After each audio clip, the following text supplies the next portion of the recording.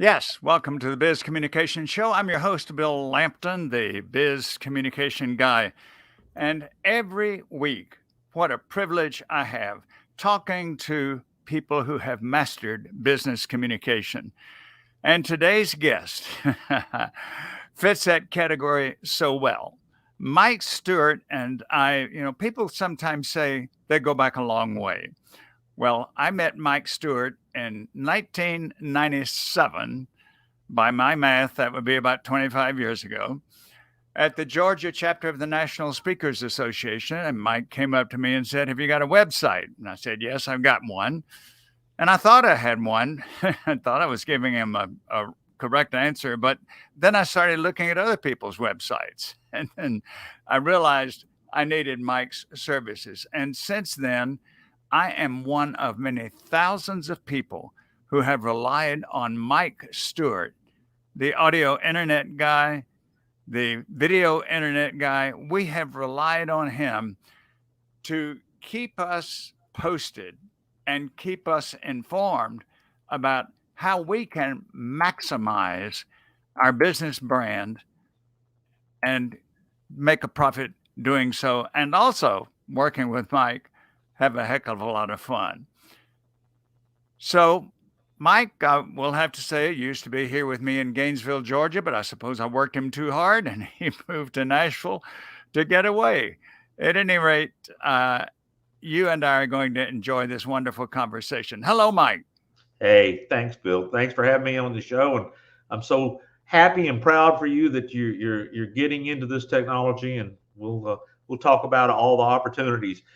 Communication is the creative part, but the technology allows you to deliver that message in ways that never were dreamed of before, and I'm glad you're embracing it. It's with your help I'm doing it. And one of the things you and I both know is that I mentioned 1997.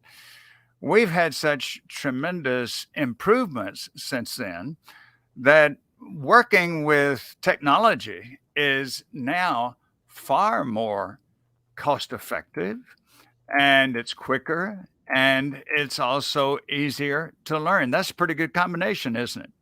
Well, I've witnessed it go from an analog world in video and audio to the digital world. And then because of the speeds of the internet connections and the speeds of the computers and the quality of the microphones and cameras, now individuals have the power to create any kind of video and audio information they want if they'll just get comfortable with the technologies that exist.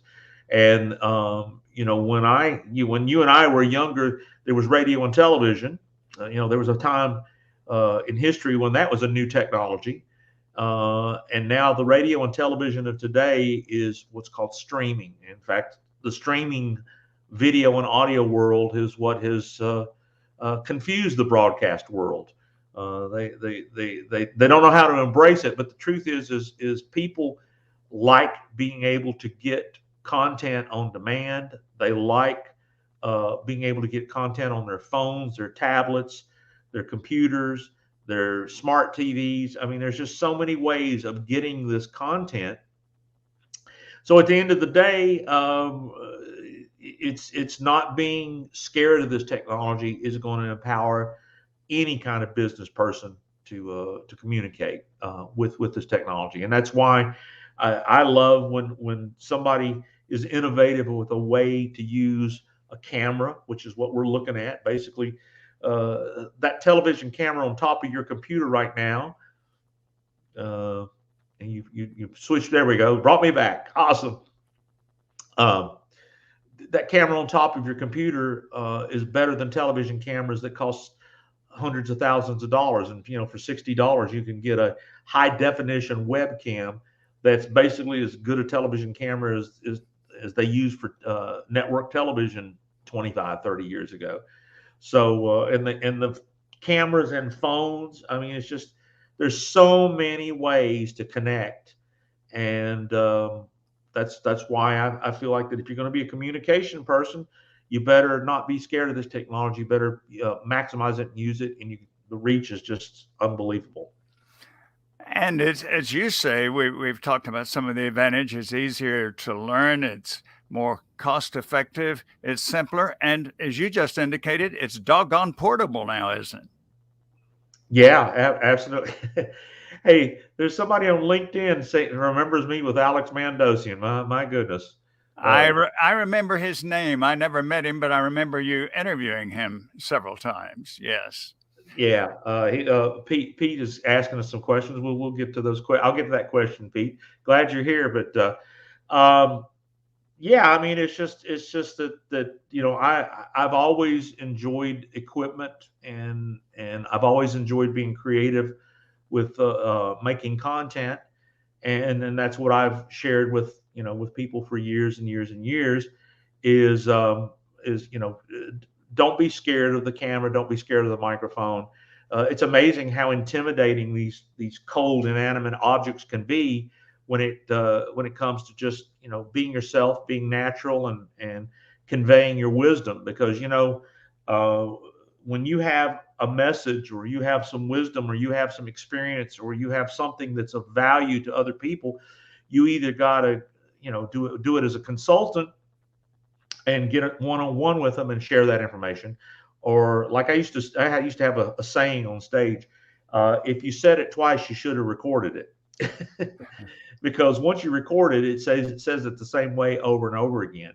And now, like what we have here, and one of the things that you and I are working on is live streaming skills, and live streaming, making live television with your computer, that rivals what you see on cable television and network television. I mean, it's amazing that for pennies you have the technology to produce television and radio. So And another thing about it, Mike, is that a couple of weeks ago, I said to you, I would like to learn StreamYard.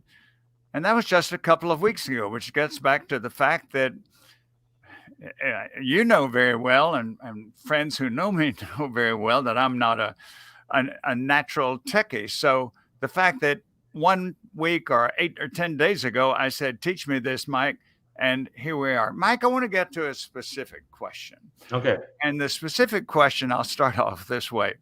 My brother bought a new car last week. Didn't want to, but he'd had a collision, and so he had to buy a new car. And in talking with him by telephone Saturday night, he said, Bill, this new car doesn't have a CD player. And he said, I've got 500 CDs that I can't play. What's going wrong here? I said, well, have you noticed a little plug in there for something called podcast? I said, that's what manufacturers know people are wanting now. And you can play your CDs someplace else, some other way, but podcasting is the trend. So, Mike, I know that you have special offers for people who want to learn podcasting. I've seen them.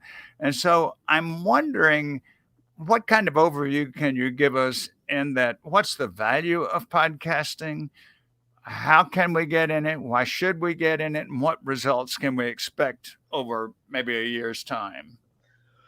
well, the car manufacturers realize that it's a waste of money to put a CD player in a new car, because more and more people are streaming their audio to their cell phones.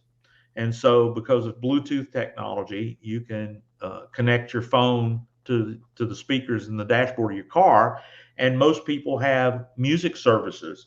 I have Spotify or some others, Spotify. yeah. I have Amazon Music, and every album I ever owned, I can build a playlist of it and listen to it, on demand anywhere. So it's the streaming technology phenomenon. And you can, when you buy a car, you can order a CD player, but it's a special order.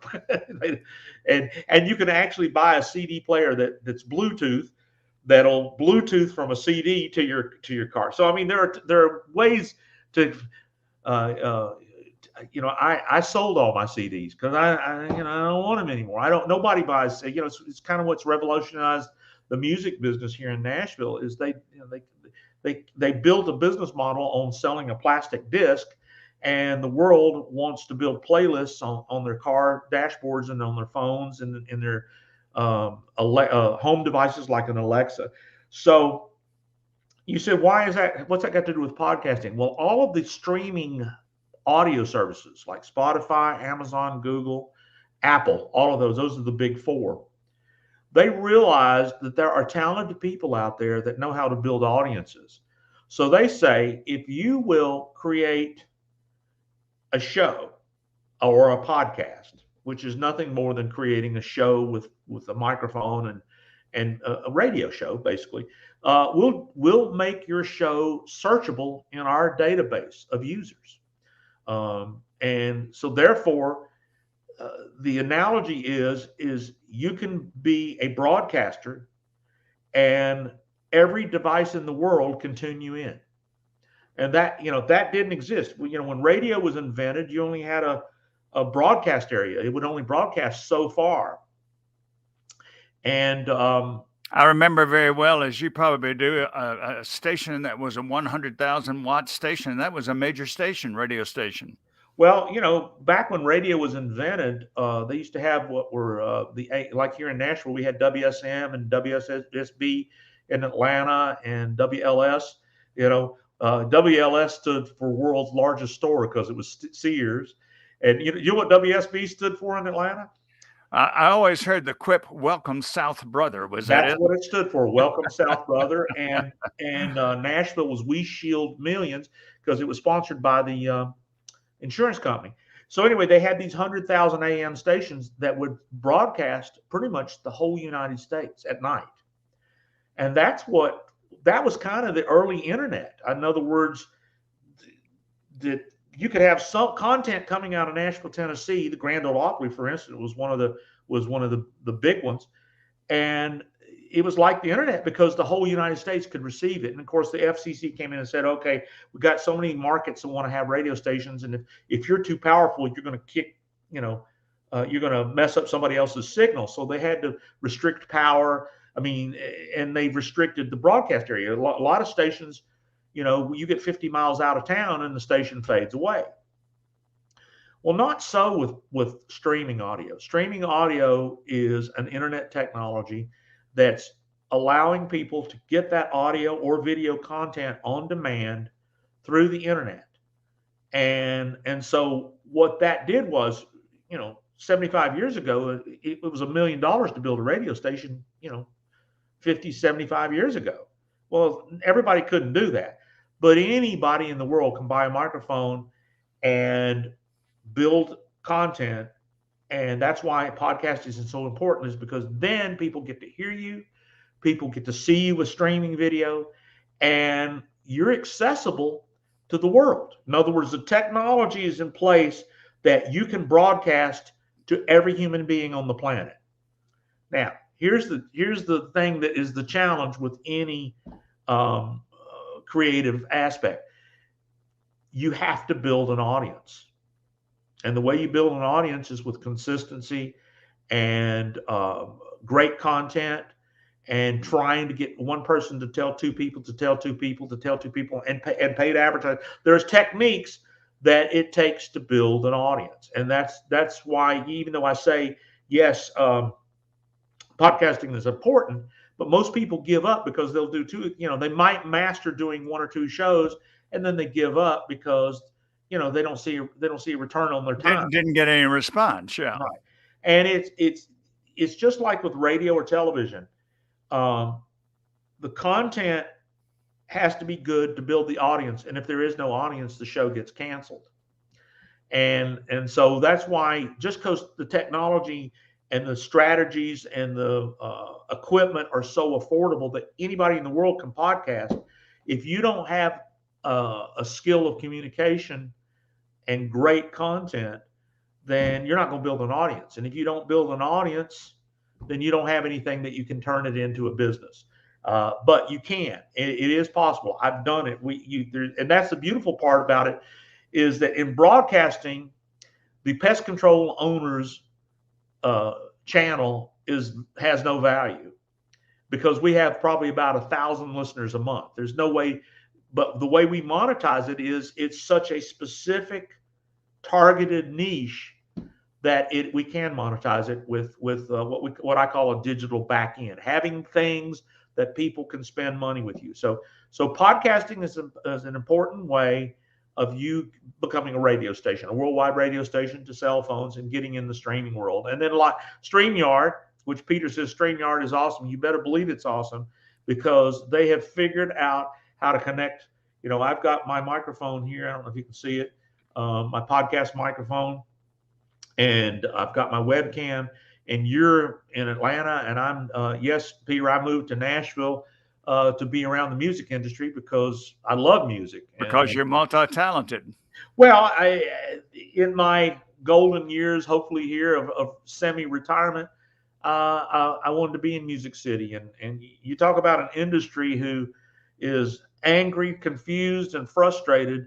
It's a fun little swimming pool to be in, and that's why I feel like my life's mission is to help my brothers and sisters in music understand the internet's not the problem. Learning to use it is the problem. That's why, Mike, I'm among the hundreds and even thousands of people who recognize that, yes, some people call this a do-it-yourself DIY age, and there are certain things you can do on your own. But when it comes to the internet and all the technology that is going to change every week or every month, we've got to go to the people who are in the forefront of it, and that's you. We're about to close out, Mike. Let me ask you, you said you had somebody's question you might want to answer before we do? Yeah, well, Peter was asking about what do I think about short form videos like TikTok.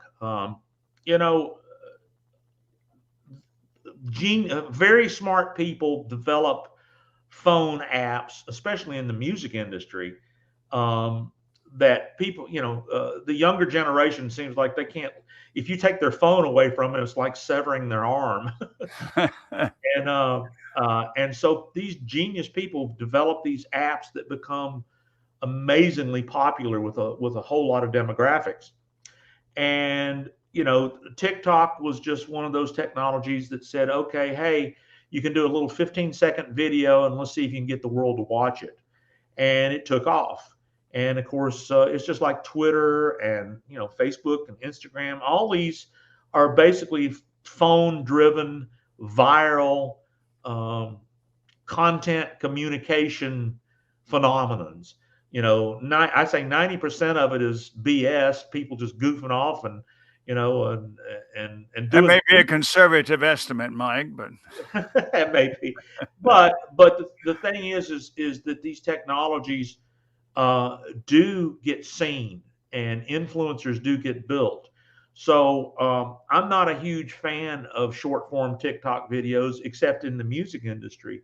I think in the business world, a proactive YouTube channel, a podcast, and going live on Facebook and LinkedIn like you're doing. The things that I'm recommending that you do, Bill, on a regular basis will build you an audience. And believe me, you have never recommended anything to me that I didn't try, because I knew that Mike Stewart is the internet audio guy and the internet video guy.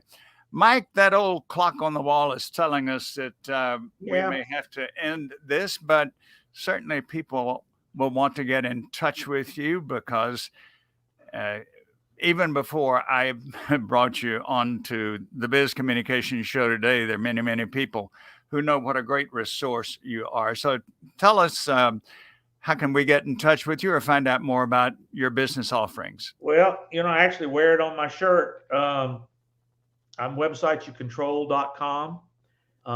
And that's pretty much all my business to business. I'm doing, I'm quite honestly, I'm doing so much in music now and connecting with so many music people that it's actually becoming profitable. And my goal is to open the eyes to the music industry of how they can embrace the things I do And so just, if you can remember, if you can Google websites you control, you can find me, my phone number, everything in the world about me, the stuff that I'm doing with B2B, and of course, the in technologies and the systems and the popularity of, like I'm watching what Peter's saying here. A good friend of mine, Perry Marshall, who was I remember him as the AdWords expert. He was just Perry is amazing. And he evidently did a webinar on how TikTok can be used for business. It's like you got to pick your. We used to call it pick your poisons. There's so many things. I mean, there was a point, Snapchat was everything, and everybody was all over Snapchat. And I just said, you know what? I've only got so much time and so much energy. So you need to pick the things that are best for you. And what's been best for me is focusing on podcasting and focusing on streaming video and YouTube and all of, and then of course paid advertising. You can't. Frank Kern, who was a buddy of mine years ago, he said, the fastest way to get an audience is buy their eyes and ears. And if you've got a budget, you can get traffic that way and build relationships. But there's no technology that I am against. I just have to pick my poisons, and that's why, Peter, I want to at least let you. It's like he's saying you can go live on TikTok now. It's like, well, wow, okay. If the StreamYard connects to TikTok, you might as well. Now, I don't know how many TikTokers want to see this old white-haired guy, but you never know. But anyway, Bill, I'm proud of you.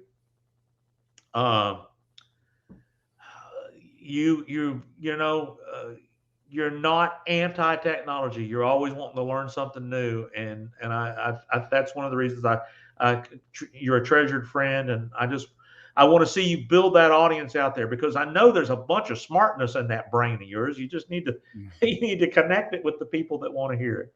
That's why I stay in close touch with you, Mike. And Right. thank you so much for being with us on the Biz Communication Show. It's always a treat. It's always highly informative. And I can tell anybody who wants to know that Mike Stewart is the man when you want to use technology and marketing to boost your business. And now that Mike has given his contact information, I'm glad to give mine, thanks to those of you who have been with us today on the video portion and on the podcast portion of the Biz Communication Show.